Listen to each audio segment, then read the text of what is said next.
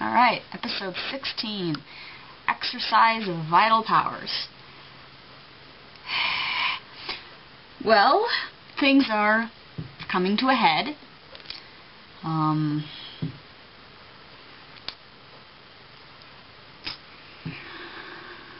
We learn a little bit more about... Okay, so Garibaldi goes to Mars, and he meets Edwards, or whatever his name is, and he learns a little bit more about what this guy is up to. Now, he doesn't learn everything that we learn. We learn a little bit more.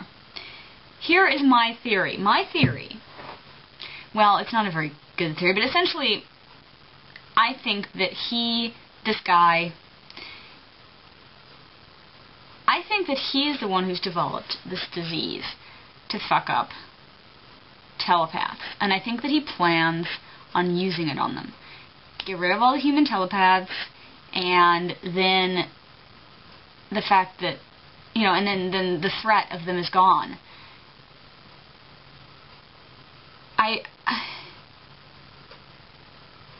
I'm not sure. I think I believe that he does want to get rid of Clark as well.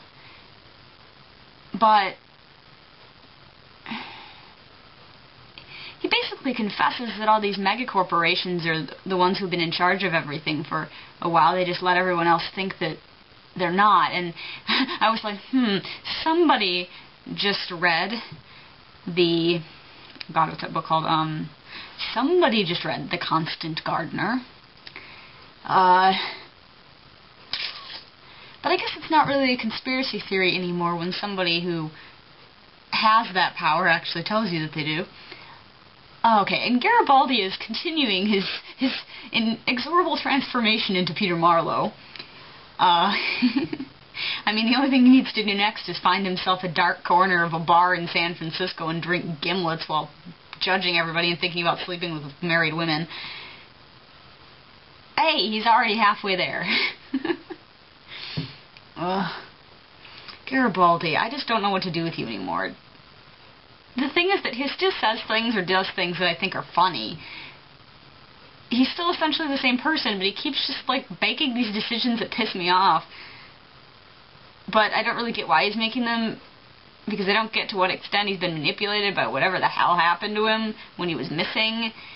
And it's just a giant pile of confusing, and I'm just waiting for the show to tell me what the hell's going on. The other thing is that, for some reason, which is not revealed to us yet, Sheridan really wants Franklin to get the telepaths with the shadow implant things awake, and to bring them to a place, perhaps, I don't know. And he said, and then he tells Franklin something, but we don't actually know what, except that it stuns Franklin, and he says to Lita that he doesn't feel like it's something Sheridan would have done, or would have told him, back before Zadoom. And he tells Lita that in a few days they're going to Mars, so everything is converging upon Mars. I don't know. Oh, it's exciting, and Eddard whatever has has people dying. And he has all these, like, convenient large dark rooms. I don't get it. Your house is weird, dude. But no, he's like got all these he's got these people dying, and that's why I think that he's the one who's developed this disease. But oh my god. Also, let's see. I continue to not care at all about Garibaldi and Lisa. I just don't. Mars. It had tried to kill me. It almost killed me 3 times before. And now it's succeeded. Whatever, Garibaldi. You are not living in a noir film. Like, please stop narrating your life. It was raining in the city by the bay. A hard rain. Whatever. At least it's amusing. So it sort of cuts through my desire to shake Garibaldi and be like, the fuck are you doing, man? Oh, and I love the bit where the guy tells him don't touch anything, and as soon as the guy leaves, he's like, oh, don't touch anything, and then he goes and he touches everything in the room. I was like, yes. There you go. Let's see. No Delenn. I miss Delenn. Can Delenn be in the next episode? Well, she was mentioned. Apparently she's leaving Minbar and she's coming to join Sheridan in a couple of days. So perhaps the next episode will have her arrive and join him.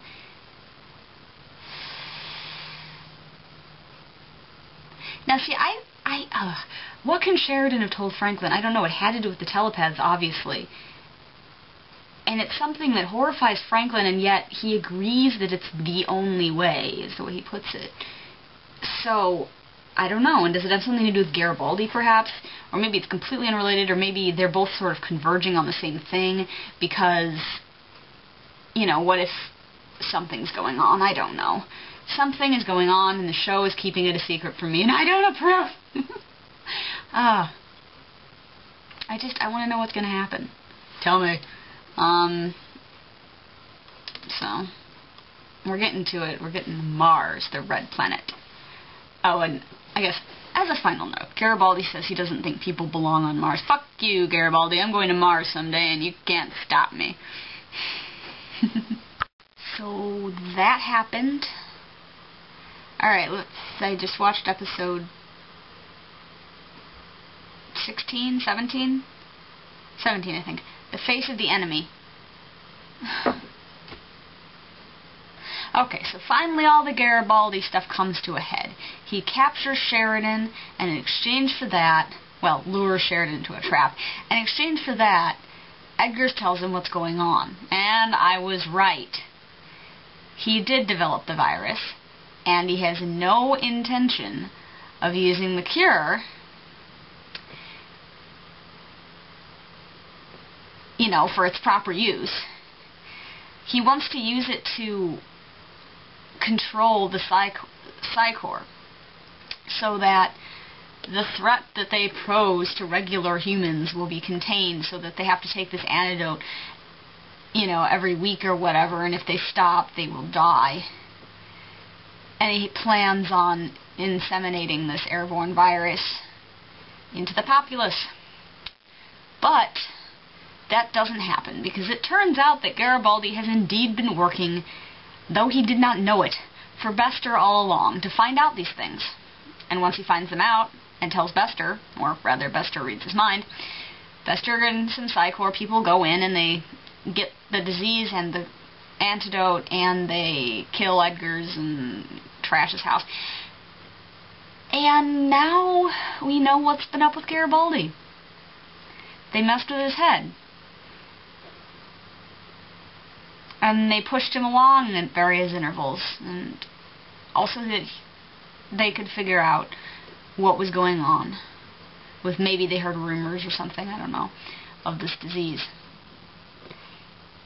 And Garibaldi is himself again. He remembers everything that he did, but he's himself again.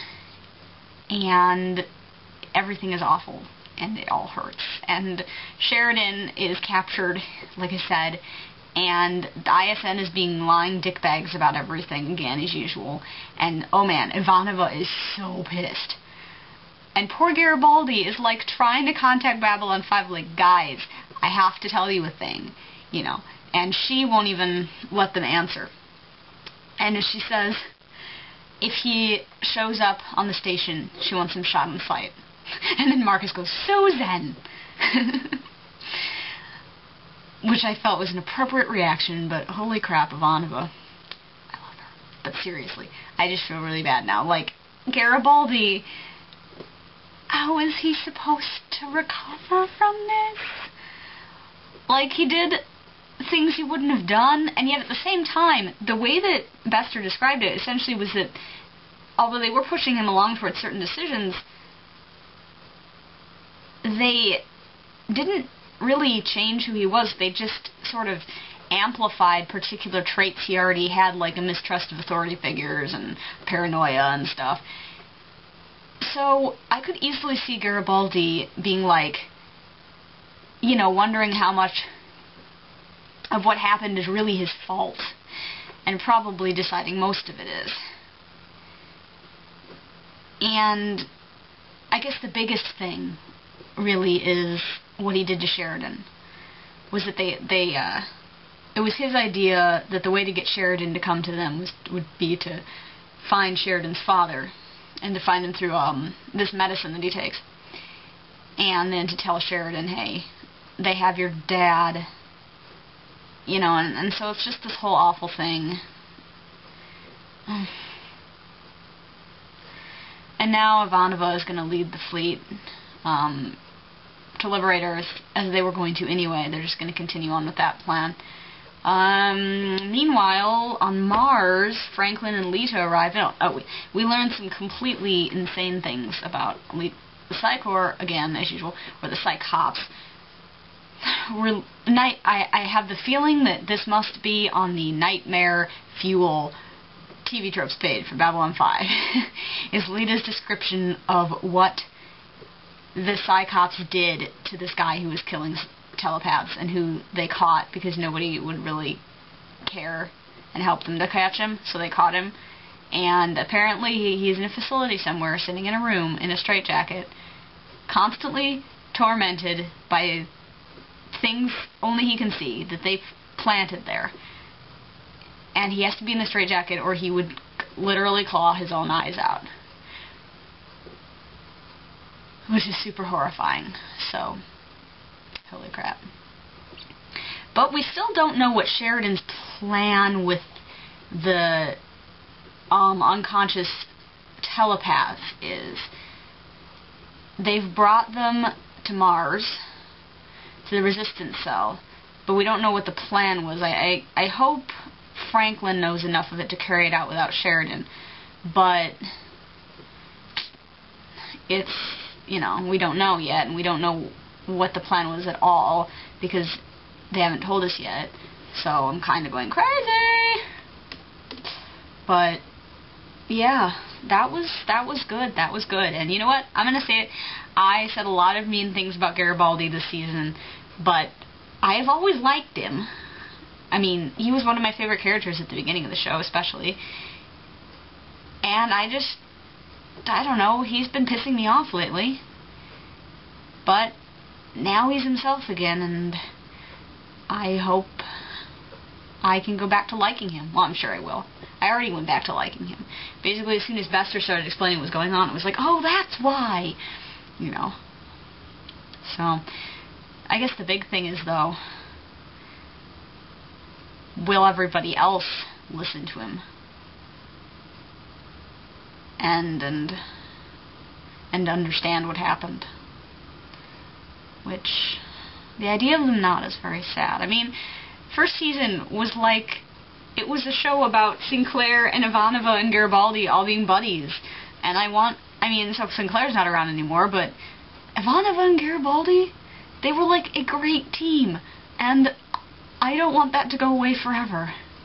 So we'll see whether Garibaldi can get close enough to anybody to tell them this story without getting shot.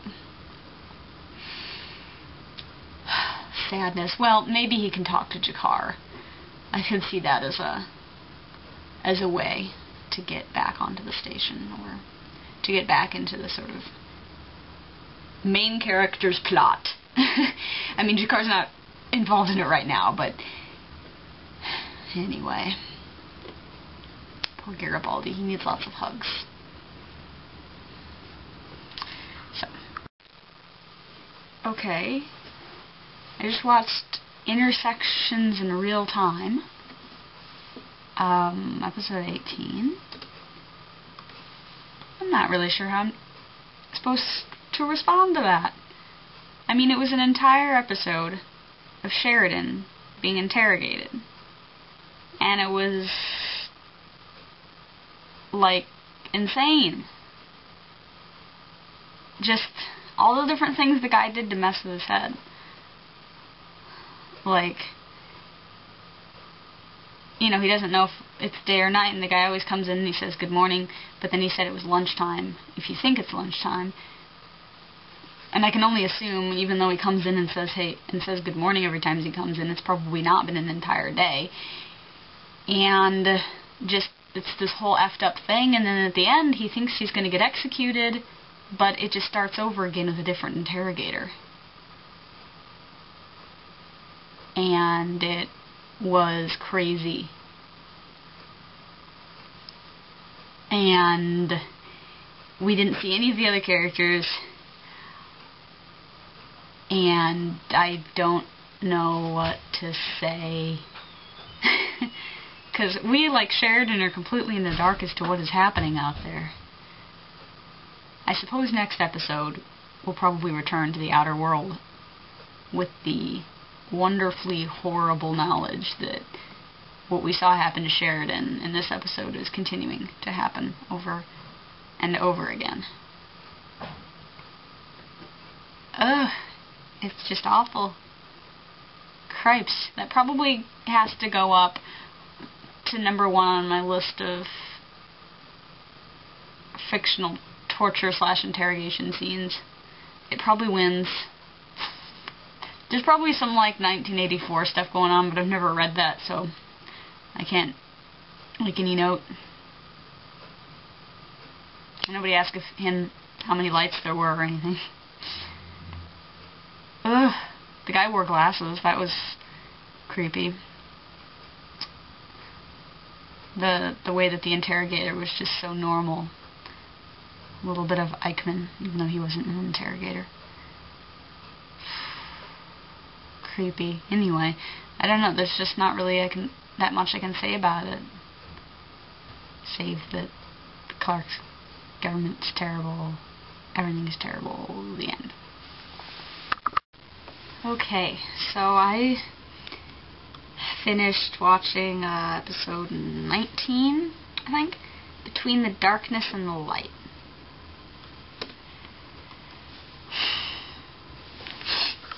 So, cool story. Fuck you, Babylon 5. I'm just really sad now. I mean, they rescued Sheridan, which was good. But I'm just really sad. I'm also not entirely sure how they got him back to the fleet so quickly. Whatever. But.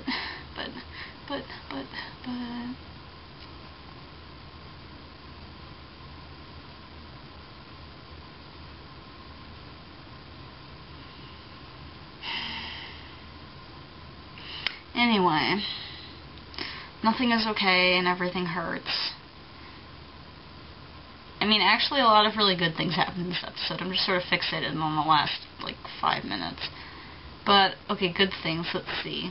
Garibaldi found the resistance, and Lita read his mind and was able to figure out, was able to prove that he isn't lying when he says that Buster fucked up his head and made him do all those things. Then they go and they rescue Sheridan, which is awesome. Yes, thank you. And then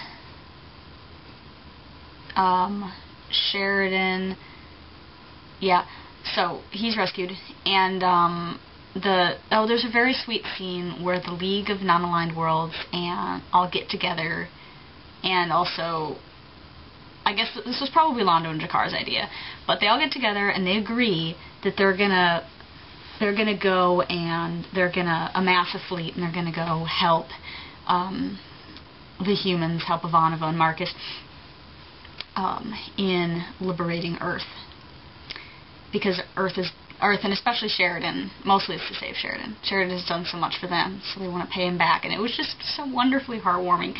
And, they didn't invite Delenn to the meeting because they wanted it to be, on the record that she was not involved in making this decision, so that nobody would be able to say that she made anyone make that decision, or that they were doing it just for her feelings or whatever. But then Lanier, she's about to leave, and Lanier's so they just started having a meeting for some reason, and so then the two of them run off and they're like, what are you guys doing?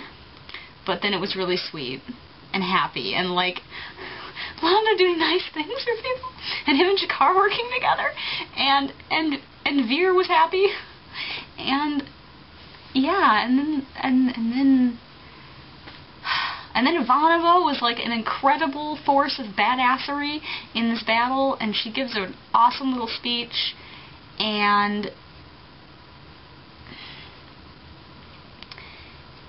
now she's dying. We won the battle. And she's told Sheridan that he should command the fleet from the Agamemnon, which makes sense. And I like that. It's got a good symbolism to it, I guess. I mean, because it was his old ship.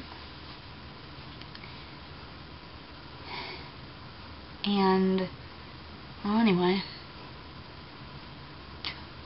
I like the bit where she said that he shouldn't feel guilty, because if he does, she's going to come back and kick his ass. Because that's what Ivanova would say. And, anyway, that was this episode. And I'm just full of tons of sadness. And I know at one point I said that I had been spoiled for somebody's death on TV tropes. This was not it. This was a complete surprise. And she's not dead yet, so who knows. But, maybe it's all a massive drug-induced hallucination. And in the next episode, we'll find out that Sheridan is just sort of lying around on Mars and confused, and none of that really happened. Yeah. I'm gonna go with that one.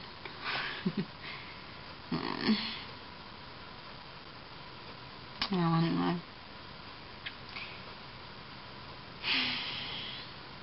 Well, I'm gonna continue it tomorrow, and we'll see where it leads. Hi. I just finished watching Endgame, episode 19 or 20, I don't know. And my friend is here. I don't know if you can see her. Hi. She doesn't know anything about Babylon 5. It looks great. But anyway, this episode, let's see. So how do I do this with another person listening? It's weird. So, this was actually, so here's the thing. I feel like I should be really sad that Marcus is all like, here's all my life energy, Ivanova, now I'm gonna die for you, or whatever. But I'm not, because honestly, I'd rather have her around than him, if I have to choose. Oops. Terrible. Of course, I doubt she'll thank him for it, if it even does work. I mean, but you'd think, really, if somebody was dying of terrible injuries, right, you think you could just give them just enough life energy to push them to the point where they could just heal themselves, as that is generally what bodies do, and it wouldn't necessitate the death of the giver of energy. Okay, whatever. What else? The scene with Marcus and Lanier, I liked that. Marcus is just like, oh yeah, great. Did you just have fucking divine intervention that told you that this wouldn't work? Lanier's like, no. And I totally, okay, but you people keep telling me it's going to get worse. I totally thought, so you're scaring me, and I totally thought Sheridan and the Agamemnon were going to really have to ram that thing, and they were all going to die, and I was like, oh my god, are you shitting me? Is this season going to end with every single character dying? Well, let's see, we finally know why they have all the telepaths, so that was cool. And, like, way less horrifying than I was expecting it to be. I mean, because if they did their job properly in taking over the ship, then presumably the ship would not be able to fire on the fleet, and therefore it wouldn't get shot at. So, like, the ones who were able to integrate themselves into the ships didn't die. So, like, whatever. I liked it when the captain of the Apollo came in and was like, what's up, we're saving you, Sheridan? I was like, yes! Because I was freaking out at that point. Scorched Earth, creepy, but they, fixed it. I don't know really what else to say. Except that I found this actually, like, way less traumatizing than the last episode, so whatever. And now President Clark is dead, and hopefully we can fix the insanity that is Earth. And that's it, bye. Alright, I believe that was episode 21, Rising Star. It really feels more like the end of the season, though. But apparently there's another episode after it, so we'll see what's going on. So, it also feels like the end of the show, which obviously it isn't, but I guess I read somewhere that they thought they weren't getting a 5th season, and they did, and we're like, what do we do with this? So, well, that'll be interesting, I guess. Oh, this episode. Okay. I know everybody told me it was going to get worse. It didn't get worse, okay? Because I would rather have Ivanova alive than not, and she's alive, even if she's not going to be on the station. And neither is Sheridan. But, oh my god, they, like, formed the Federation, but without Starfleet and with money. Like, a Federation that makes slightly more sense. Whatever, the alliance between all these planets, and, like, Sheridan is the president, and it's beautiful and perfect, and I love it, and I love it so much.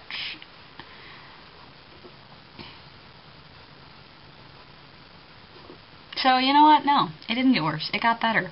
Yeah, half the characters are leaving, but, well, not half, like, 2 or 3, but I don't care because this is a happy ending, alright? It was a happy ending.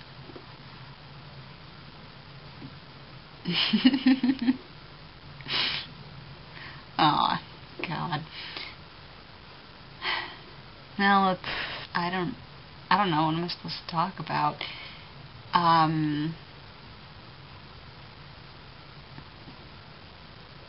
don't know, I just thought it was a really great conclusion to Sheridan's, like, whole story. And, also, you know, I mean, you know that technically he committed mutiny and treason and everything, so really he got off, like, you know, with him having to resign wasn't unexpected. And I love the fact that it was just kind of like, haha, now we have this alliance, guess who's the president? Like, they said, oh yes, we've elected a president, and I was like, I know who it is. Who else could it possibly be? Oh my god. It's so great to see everyone working together. My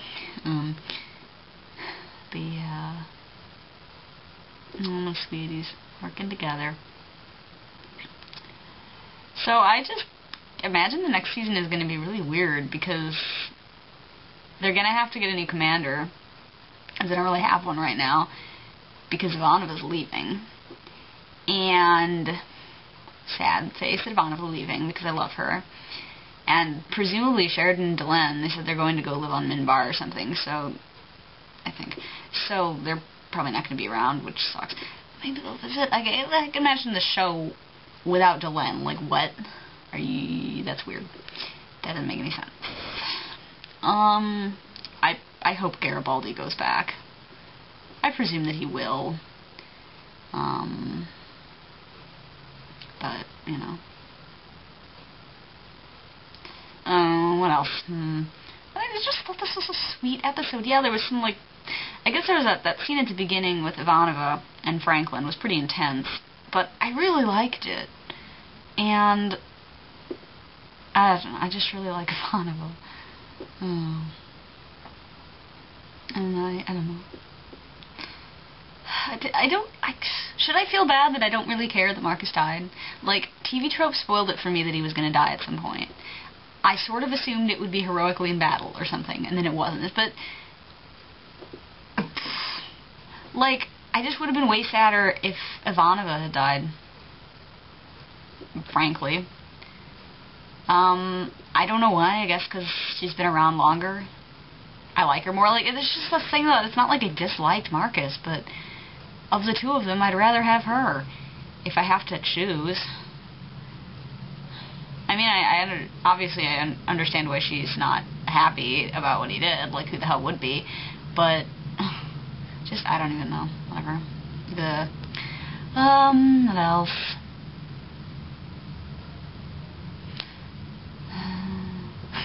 I just like it. It's just also great. I'm digging this president of Earth, this new Earth president. She's cool.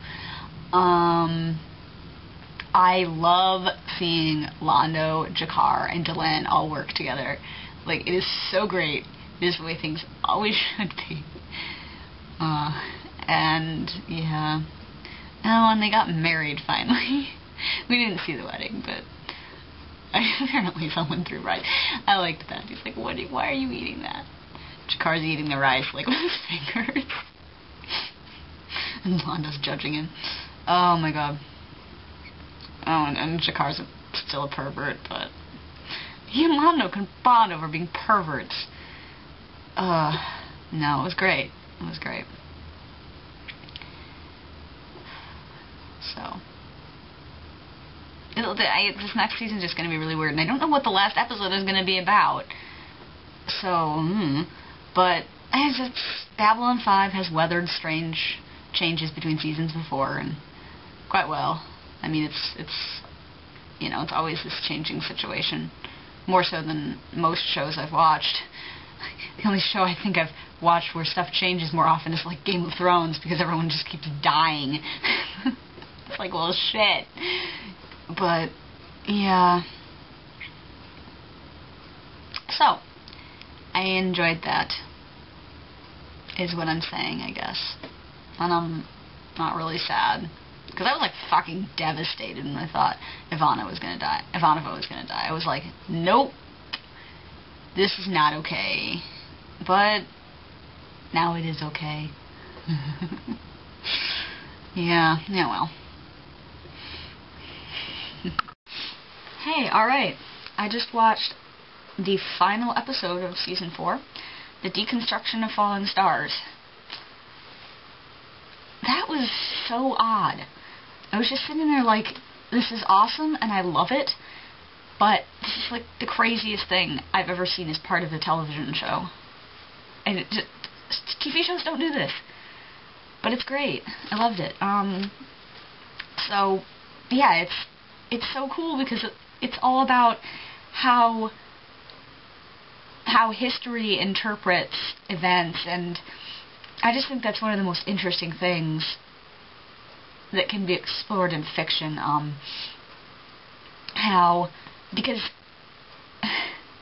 Because you can actually know what happened because you were watching it, and then to see how other people interpret it in the future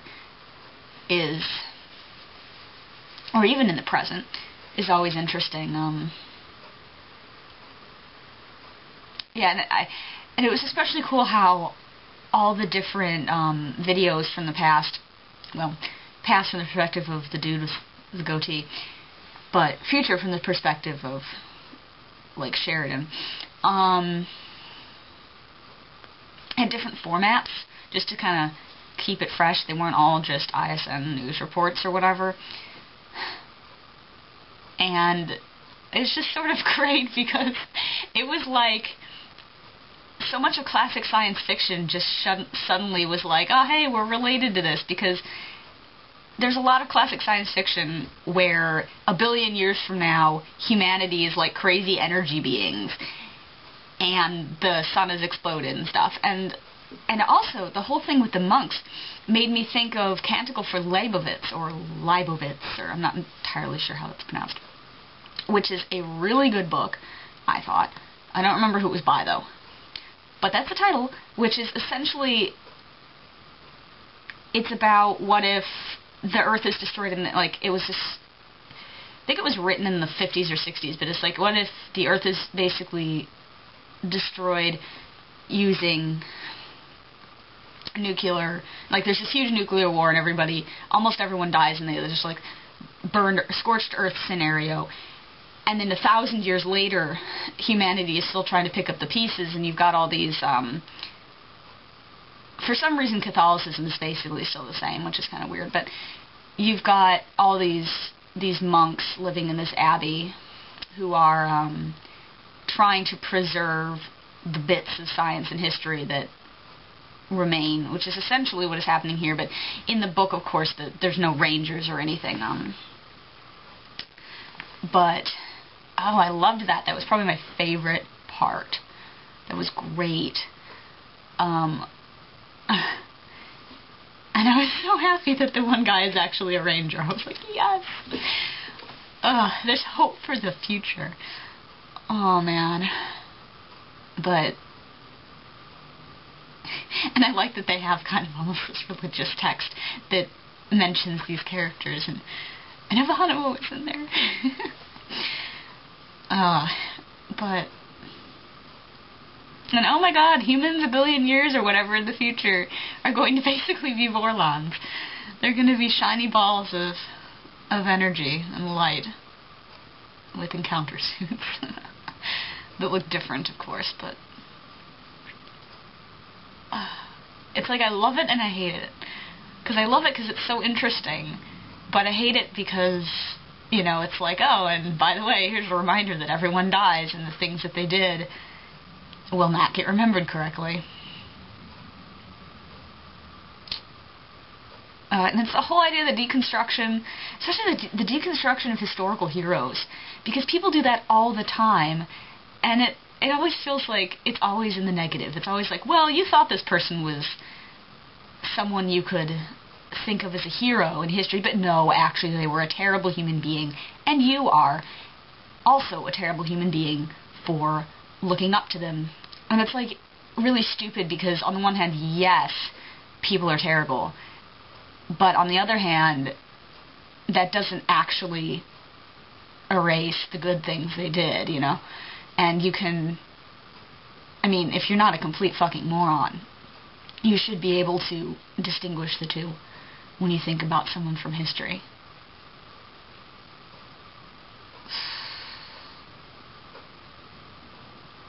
But yeah, so I learned a little bit about what's going to happen, and the show's over, except it's not. There's a 5th season for some reason. But yeah. Well, we'll see. Plus, I think I'm going to finally watch The Gathering. So I just feel like, or whatever that pilot is called, I think I should watch that. I'm not sure if it's on the site or not. Well, I'll find out. But yeah, so in conclusion,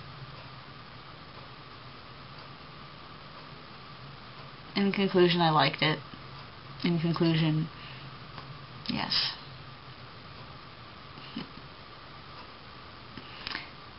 Anyway. Of course, I'm still like, you get a little bit of a picture into Sheridan and Delen's lives and something like stuff related to human history. But, you know, naturally I'm sitting there going like, but what about the Centauri? What was their deal? Like, did Londo become emperor and Veer became emperor after him? Is that a thing that happened? How did that happen? Could you tell me the entire story, please? Like, and like, what did the other characters do? Did they just, you know, how were they related to the Lions? And where did Lanier go? And what's up with everybody? And that little sequence we saw with some sort of war against the the psychic people, and what was that? Did they kill Garibaldi? What was even happening? So yeah, and I don't know. And you know, and they just like give little hints, because of course they know what they're talking about, and we're just sitting there like, but details, please. You know, them being like, oh, when that incident with, you know, with Delenn and Sheridan's son, and you know, they don't tell you what the hell they're talking about, and how Sheridan died, which they think was, you know, some sort of a myth about how, or at least they think that it was sort of a propaganda myth about how it happened, but you're like, well, that's probably is how it happened, and now I want to know, but you're not telling me because you know what you're talking about, which, on the one hand, it's so frustrating, but on the other hand, you appreciate it because they're staying in character, in universe, like they're not going, as we both know, blah, blah, blah, which is always really irritating when you start noticing shows or books doing that. You're like, stop. But, anyway, you know, I'm glad there's another season, because I don't want to be done, but it also kind of like feels like it's done, and I'm sitting here like, now what do I do? But anyway,